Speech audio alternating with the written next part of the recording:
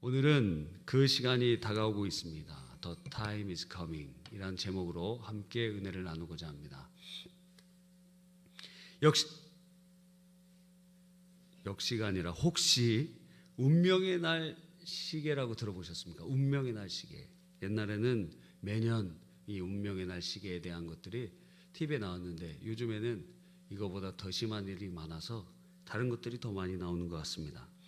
이것은 예전에 냉전 시대에 운명의 날 시계라는 것을 이 학자들이 고안해낸 것입니다.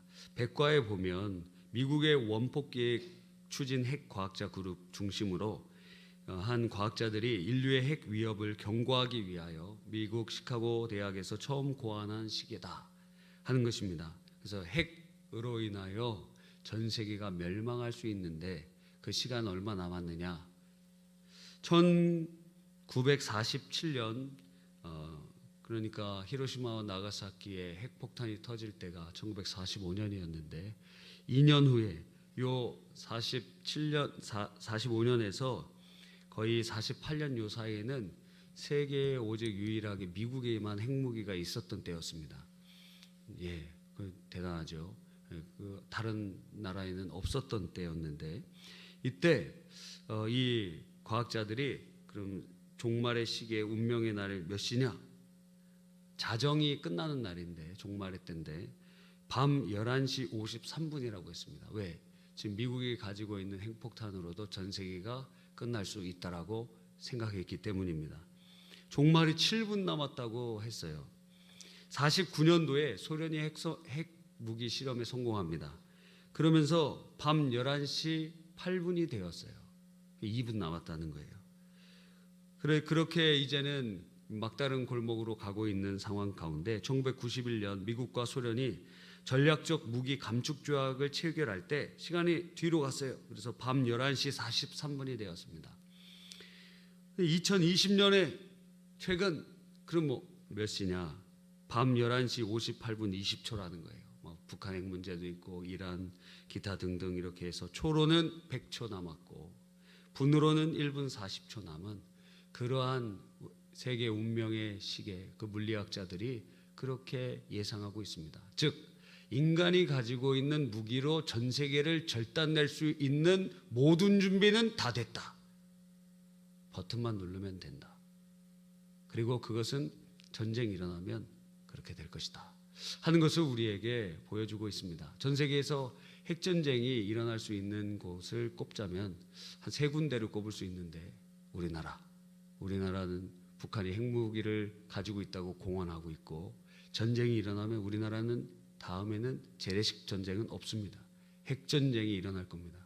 두 번째로 핵전쟁이 일어날 수 있는 곳은 파키스탄과 인도 이 둘 다 핵을 보유하고 있는 곳인데 아주 사이가 안 좋아요. 이들이 파키스탄이 독립할 때 100만 명 이상 많은 사람들이 서로 싸우면서 죽었어요. 내전으로 그렇게 많은 사람이 죽었어요. 그 인도에 가보면은 간디 기념관이 있거든요. 거기는 거의 종교다원주의가 처음부터 끝까지 다 있는 곳이에요. 근데 왜 그런 일들을 했느냐? 왜 종교다원주의를 이렇게 주창하면서 얘기를 하느냐? 그렇게 싸우다가 사람들을 수도 없이 죽이고 했기 때문에 그렇다는 것입니다.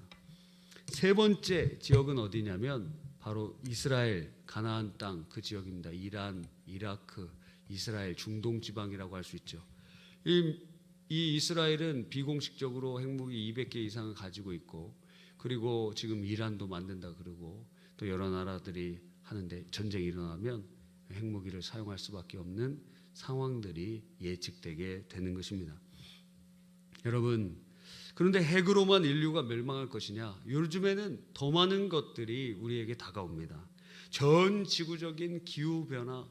여러분 올해 우리나라 역사상 가장 봄철이 따뜻했다 그래요. 그리고 개나리, 진달래, 벚꽃 또 뭡니까? 무슨 꽃들은 다 같이 폈어요. 몇 년 전부터 그러더니 올해는 제일 더 한 15일 정도 더 빨리 폈어요. 전 지구적인 기후변화가 일어나고 있습니다. 우리가 경험하고 있는 또한 팬데믹, 전 세계적인 질병, 세계가 하나로 연결되어 있기 때문에 이곳에 막 퍼지면 저곳에 퍼지고 막 그렇게 되는 것을 보게 되게 되는 것이죠. 코로나는 예고편이라 그랬습니다. 장차 성경에 예언된 대로 4분의 1이 막 죽는, 3분의 1이 죽는 그러한 전염병들이 일어날 확률이 매우 높고 가능하고 그것은 우리 눈앞에 바싹 다가와 있는 것입니다. 지금 치병률이 이렇게 적은데도 수많은 사람들이 거의 200만 명이 넘는 사람들이 전 세계적으로 죽었어요. 치병률이 막 30%, 40% 이러면 얼마나 많은 끔찍한 일들이 일어나겠습니까? 그런데 이것은 인간의 여러 가지 자연 파괴를 뿐만 아니라 인간 스스로 연구실에서 만들다가도 어떻게 잘못하면 그렇게 될 수 있는 상황에 처해 있는 것을 보게 되는 것이죠. 안타깝게도 그러한 의미에서 운명의 날 시간은 훨씬 자정에 가까이 와 있다 하고 볼 수 있습니다. 안타깝게도 우리가 사는 세상에서 그러면 이 시간을 뒤로 돌릴 수 있는 방편이 있는가? 그럼 나라마다 핵무기를 포기하겠느냐? 그리고 또 이런 팬데믹이나 혹은 기후변화나 이러한 모든 부분들에서 무엇인가 액션을 취할 수 있느냐? 없다는 것이에요. 지금은 우리에게 무언가 세계에서 보여주는 액션이 없습니다. 각각 각국의 이익에 따라 움직이고 있기 때문에 것이죠. 세상은 우리에게 이러한 외부적인 요건에 대하여 어떻게 대응해야 할지 정확한 지침을 주지도 못한 채 그냥 오늘에 있는 그 문제들을 그냥 땜빵식으로 그렇게 살아가고 있는 거예요. 거기에 더하여서 인간은 직면한 문제가 있죠. 그것이 무엇입니까? 죽는다는 거예요. 이 죽음에 대한 그 어떤 해결책도 정확하게 줄 수가 방책을 주지 못한다는 것입니다. 모든 인간은 죽음이 오는 것을 알지만 죽음 자체는 경험해 보지 못했기 때문에 지금 어떻게 대응해야 될지, 무엇이 방편인지 사람들은 막연하고도 그리고 실제적인 불안으로 그것을 느끼고 있는 분들도 있는 것입니다. 이 죽음을 피할 수 없기에 어떤 이들은 허무에 빠지게 되죠. 돈 벌면 뭐하냐, 이거 하면 뭐하냐, 저거 하면 뭐하냐, 어차피 죽는데 하는 것입니다. 얼마 전 유재석 씨가 프로그램에서 박진영 씨를 만났습니다. 유퀴즈라는 프로그램인 것 같은데 여러 가지 이야기를 나누다가 죽음에 대해서 이야기가 나왔어요. 3대 엔터테인먼트 수장인 JYP 박진영 씨, 세계적으로도 영향력을 끼치는 그러한 사람 아닙니까? 그런데 그가 이런 얘기를 해요. 어른들한테 배운 행복의 조건은 열심히 해서 자기 분야에서 성공해라. 두 번째, 좋은 사람 만나서 아름다운 가정을 이뤄라. 그게 바로 행복이라는 것입니다. 근데 그게 다일까라고 질문해봤다는 거예요. 행복한 삶도 죽음이라는 것이 오는데 그러면 죽음이라는 문제를 얼마까지 우리가 외면할 수 있을 것인가? 그는 또 계속 얘기합니다. 우리가 살아가면서 두 가지를 배운다고 말이죠. 열심히 살아야 되는 것, 올바르게 살아야 되는 것 배운다는 거예요. 그런데 왜 열심히 살아야 됩니까?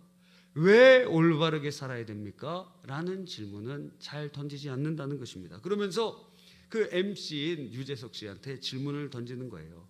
죽음에 대해서 생각해 본 적이 있습니까? 죽음이란 문제를 생각하십니까? 그랬더니 이 유재석 씨가 답변을 합니다. 죽음에 대해서 제가 심각하게 생각해 본 적은 없는 것 같아요. 막상 죽음을 생각하면 외면하거나 회피하게 되는 것 같아요. 목표를 죽음이 그러면 무섭긴 해요? 박진영 씨가 물어봅니다. 그랬더니 유재석 씨가 얘기합니다. 무섭다기보다 깝깝해요. 예측할 수가 없기에. 죽으면 환생하는가 아니면 그대로 묻혀서 내 기억이 사라지는가. 그렇게 생각하다 보면 좀 슬퍼요. 그래서 생각을 해보다가 말아버려요. 너무 아는 게 많아도 흔들려요. 그러면서 박진영 씨를 막 구박해. 형은 너무 아는 게 많아. 문제를 그렇게 파헤치니까 그냥 오늘을 살아가는 거야. 그렇게 얘기를 하는 것입니다. 그때 박진영 씨가 이런 얘기를 해요. 인생의 길이라고 하면 시작과 끝이 있을 터인데 어디서부터 와서 어디로 가는지를 알고 시작이 알고 죽음이라는 끝을 안다면 우리는 올바르게 갈 수 있는데 이것을 알지 못하면 시작과 끝의 목적을 알지 못하면 우리의 삶이 계속 흔들릴 수 있겠구나. 왜 내가 열심히 살아야 되지? 왜 내가 살아야 되지? 그 문제를 해결해야겠다라는 마음이 들었다는 거예요. 여러분, 그랬더니 거기 옆에 있던 조세호 씨가 얘기를 해요. 우리는 그런가 보다 하고 살아요. 살면서 가장 만나고 싶지 않은 것이 죽음이에요 하면서 이야기하는 것 들어봤습니다. 살면서 가장 만나고 싶지 않은 죽음, 그런데 누구나 다 만나야 하는 것이 죽음이라는 것입니다. 거시적인 측면에서 세계 운명의 날, 그 시계처럼 시간이 가까이 와 있습니다. 개인적인 측면에서도 여러분의 시간 가까이 와 있습니다. 우리는 잘 알고 있습니다. 자, 10대가 끝나면 20대가 오죠. 그래서 저희 집안에도 애들이 있는데 자랑하는 거예요. 올해 딱 들어서 어깨를 딱 피는 거예요. 왜 피느냐? 10대가 됐다는 거예요. 10대. 그럼 그 전에는 0대냐? 10대가 됐다는 거예요. 10대. 10대.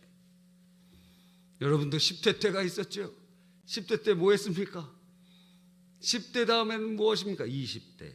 20대도 좋죠. 30대. 30대도 좋죠. 40대. 40대도 좋죠. 50대. 갱년기도 일어나고 뭐 여러 가지 많지만 좋죠. 60대.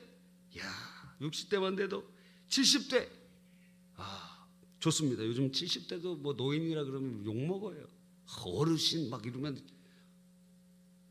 마음속으로 좀 싫어하는 마음을 가져요. 나 70인데 이렇게 노인 취급하나. 80대, 90대. 자, 그 다음은 어떻게 될까요? 우리가 모두가 알고 있으나 우리 모두 경험해 보지 못한 그 시간이 다가옵니다. The time is coming. 오고 있습니다. 어떤 핸드폰 게임이 있어요. 저희 자녀들도 예전에 그 핸드폰 게임 한 것 같아요. 게임이 이름이 인생 게임이에요. 영어로는 Life is a game. 그 인생 게임이라는 게임이 있습니다. 그 게임은 아주 쉬워요. 캐릭터가 앞으로 그냥 막 달려갑니다. 그러면 엔딩이 나와요. 근데 그 앞으로 이렇게 달려갈 때 나오는 거를 잘 받아 먹어야 돼요. 뭘 먹느냐? 담배를 7번 먹으면 폐암으로 죽는 엔딩이 나와요. 그리고 막 가족이랑 행복하게 지내지 않고 딱 막 돈만 보면은 막 가족이 막 어려운 엔딩이 나와요. 여러 가지 엔딩이 있습니다. 뭐 축구 열심히 하면 막 축구 선수 엔딩이 나오기도 하고, 또 막 놀기만 하면 나중에 막 가난한 엔딩이 나오기도 합니다. 엔딩이 뭐 여러 개가 있다 그래요. 그 중에 해피 엔딩, 초록색 엔딩은 행복도가 최상인 상태에서 엔딩이 옵니다. 행복도가 최상. 그리고 노멀 엔딩, 그 노란색인데 해피 엔딩과 큰 차이가 없으나 다음에 태어나면 내가 더 열심히 살겠습니다 하는 얘기를 한대요. 또 배드 엔딩, 빨간색이면 암울한 가운데서 죽습니다. 폐암 엔딩, 아까 말했죠. 담배 7번 먹으면 폐암 엔딩으로 끝나요. 그리고 이 게임을 제대로 잘 못하면은 행복도가 0으로 떨어지면서 다리 위에서 투신해요. 게임에서. 그러면서 죽는 거예요. 여러분, 놀라운 것은 해피 엔딩도 행복도가 아주 100인데 그 다음에 죽는 거예요. 폐암 엔딩도 폐암에 걸려서 죽는 거예요. 뭐가 같죠? 죽음이라는 게 같다는 거예요. 해피 엔딩도, 노멀 엔딩도, 배드 엔딩도, 폐암 엔딩도, 스스로 죽는 그러한 엔딩도 결과는 똑같다. 다 해피 엔딩이나 새드 엔딩이나 모두 죽는다는 것입니다. 인간은 이것을 피할 길이 없다라는 것이죠. 그런데 더욱 안타까운 것은 성경은 이것이 끝이 아니고 너 이거 예고편이야. 죽는 거? 이거는 관문이야. 너 하나님 앞에 심판대 앞에 설 것이다 할 것임을 성경을 도처를 통하여 선언하고 있습니다. 그 심판대에서 죄인은 지옥에 떨어질 것이요 의인은 천국에 가게 될 것인데, 그런데 하나님 앞에서는 로마서 3장에 보니까 의인은 없나니 하나도 없으며, 하나님의 기준에는 전혀 죄가 없어야 되는데 그 기준에 만족하는 사람은 한 명도 없다는 거예요. 전부 다 지옥에 가야 된다는 거예요. 여러분, 노후에 관심 많지 않습니까? 내 노후. 어떤 분은 그래서 기도하시더라고요. 하나님, 제가 노후 주님께 맡깁니다. 하나님 은혜 주십시오. 우리는 노후에 대해서는 관심이 많이 있습니다. 그런데 노후 이후의 삶에 대해서는 관심을 가지려고 않는 분들이 많다는 거예요. 왜 외면하십니까? 왜 나에게 그러한 일이 오지 않을 것처럼 생각하고 있습니까? 오늘 제목처럼 그 시간은 다가오고 있습니다. The time is coming, 가까이 오고 있습니다. 그 시간을 외면하면 오늘 읽은 이 부자처럼 비참에 빠지게 될 것입니다. 오늘 본문 속에 나오는 부자의 이야기, 우리가 잘 알고 있는 얘기입니다. 그 부자는 농사 졌는데 한 해 동안 너무너무 잘 됐어요. 그런데 걱정이 있었어요. 아니, 잘 돼도 무슨 걱정입니까? 창고가 작아갖고 이 농사 잘 진 거를 다 넣을 수가 없는 것입니다. 그래서 그럼 어떡하지? 아하, 유레카, 지금 현재 곡간을 헐고 큰 곡간으로 만들자. 기분 좋은 상상으로 잠을 잤는데 다음 날 싸늘한 죽음이 되어버린 것입니다. 주님께서는 말씀하십니다. 하나님이 이르시되 어리석은 자여, 오늘 밤 내 영혼을 도로 찾으리니 그러면 내 준비한 것이 누구의 것이 되겠느냐.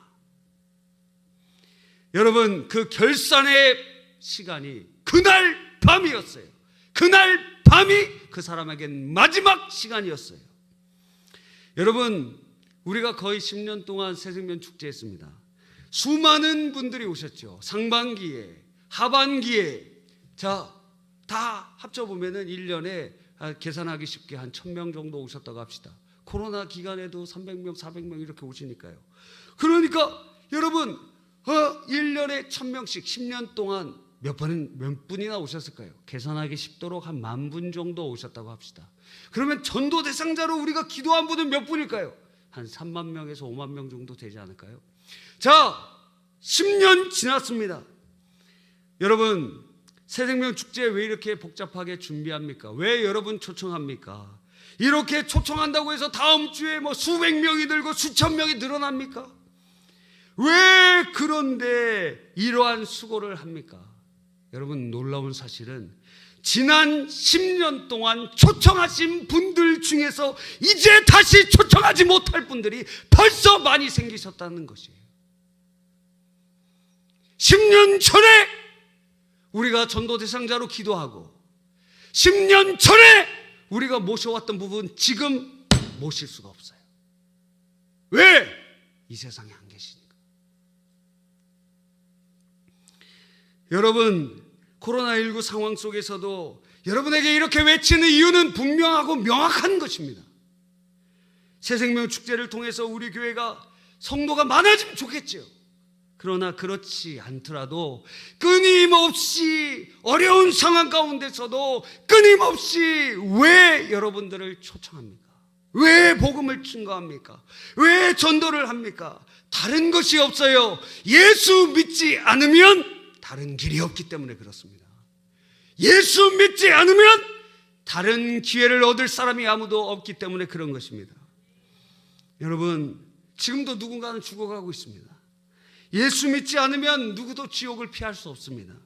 요한복음 8장 24절에 내가 너희에게 말하기를 너희가 너희 죄 가운데서 죽으리라.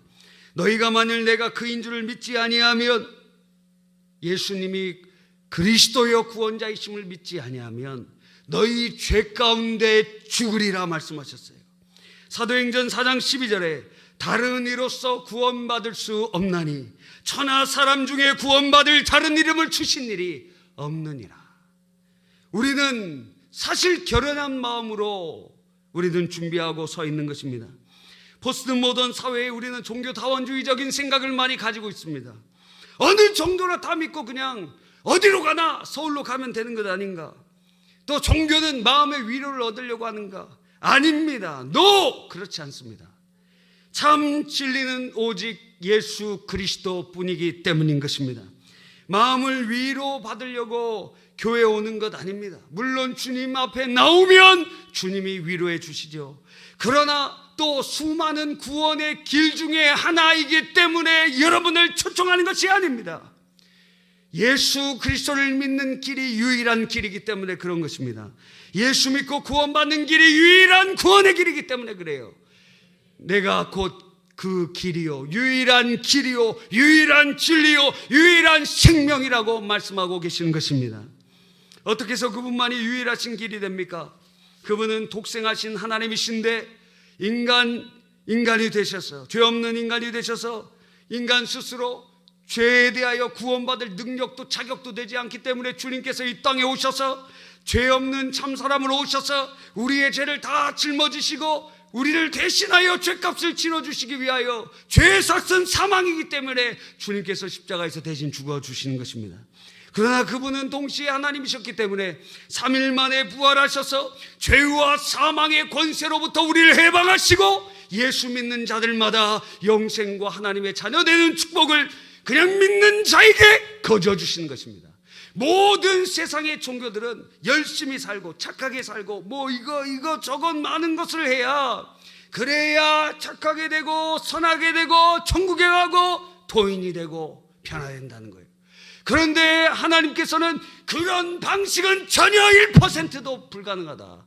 그런 방식으로는 구원받을 자가 한 명도 없다. 한 명도 구원받을 자가 없다라고 주님은 선언하시면서 아무도 너의 조건이나 아무도 너의 가지고 있는 능력으로 구원받을 자도 천국에 올 자도 없으니 하나님의 아들 예수님이 이 땅에 오셔서 우리를 대신하여 죽으시고 부활하신 그 예수님을 믿기만 하면 그냥 믿을 때 거저 주고 믿을 때 우리의 죄를 사해 주시고 믿을 때 영생을 주시고 천국을 주시고 하나님의 자녀로 삼아 주겠다고 말씀하고 계시는 것입니다.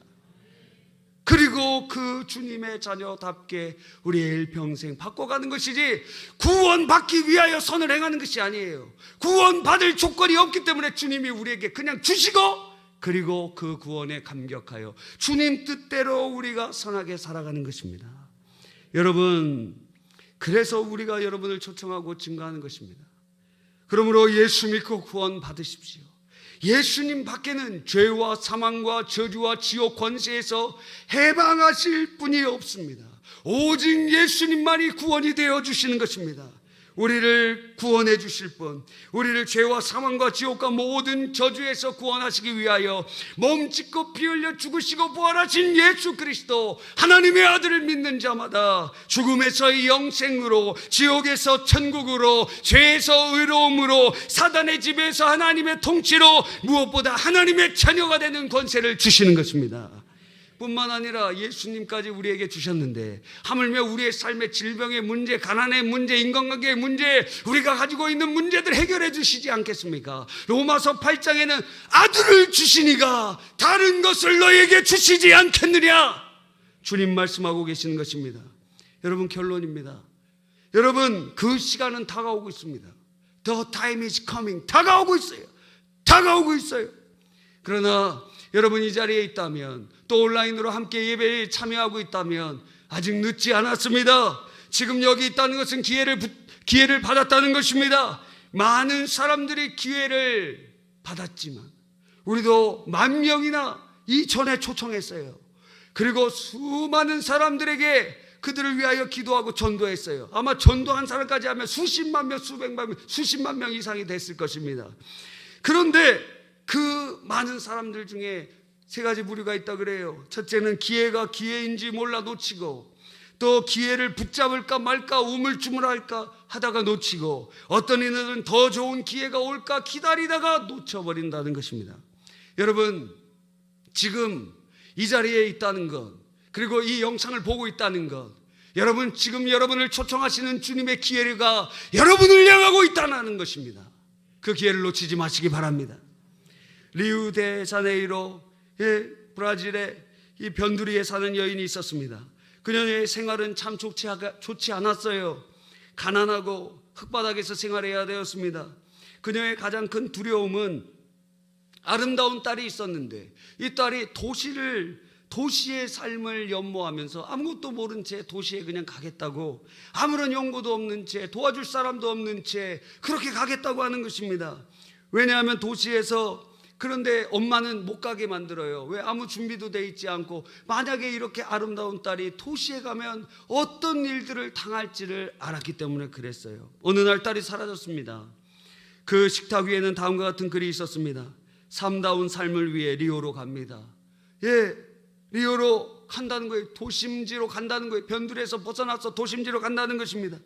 무슨 일이 일어날 줄 안 어머니는 가지고 있는 모든 돈을 다 모아서 버스를 타고 사진관에 갑니다. 그리고 그 자기 엄마의 자기 사진을, 엄마 되는 자기 사진을 이렇게 찍어갖고 그 사진을 많이 인화를 하는 것이죠. 그러고는 자신의 사진 몇 달 그걸 붙잡고 몇 달을 머물면서 거기에 있는 큰 호텔들, 레스토랑, 영화관, 디스코텍, 나이트클럽 그런 곳들을 돌아다니면서 자기의 사진을 거기다가 걸어놓는, 딸 사진이 아니라 그 엄마의 사진을 걸어놓는 겁니다. 갈 만한 곳, 결국 돈을 다 쓰고 집에 돌아올 수밖에 없었습니다. 어느 날 밤 딸이 호텔 계단에서 내려오고 있었어요. 어떤 남자랑 말입니다. 근데 그 여자는 몸을 파는 창녀가 되었어요. 그 딸이. 그녀의 얼굴을 보니까 그의 나이보다 15년 정도는 더 늙어 보이게 되었습니다. 그녀는 죽을 것 같았어요. 너무너무 힘들었어요. 이곳에 오면 사람답게 나의 흙바닥에서 살던 그 변두리의 삶을 벗어나서 도시에 오면 도시의 그러한 아름다운 삶을 생각했는데 이게 아니라 몸을 팔지 않으면 살 수 없는 그러한 악의 고리에 붙잡혀 버린 그 삶이 죽고 싶었어요. 여러분, 그녀는 거울을 봅니다. 15년이나 더 늙어 보이는 자기 얼굴을 보는데, 그런데 그 사진 밑에 자기 엄마 사진이 거기 걸려 있는 거예요. 그래서 믿을 수가 없었어요. 이 엄마 사진이 왜 여기에 있지? 하고 그 호텔 로비에 붙어 있던 그 엄마 사진을 떼어서 뒤를 돌아봅니다. 거기 무슨 글씨가 써 있었어요. 내가 무엇이 되었든지 상관하지 않는다. 그리고 무엇을 했든지 상관하지 않는다. 제발 집에 돌아와라. 여러분, 지금 주님께서 바로 이 말씀을 여러분에게 주고 계시는 것입니다. 주님께서 그렇게 말씀하고 계시는 거예요. 네가 무엇이 되었든지 상관없다. 네가 무엇을 하였든지 상관없다. 나의 아들이 십자가에서 지불하였다. 여러분, 예수님께서 다 지불하셨기 때문에 지금 부름을 받고 있는 여러분, 예수께로 나와 구원을 받으시기를 간절히 바랍니다. 그 시간이 오기 전에, 지금 기회가 있을 때 예수님을 붙잡으십시오. 그분을 붙잡으십시오. 그 시간은 다가오고 있습니다.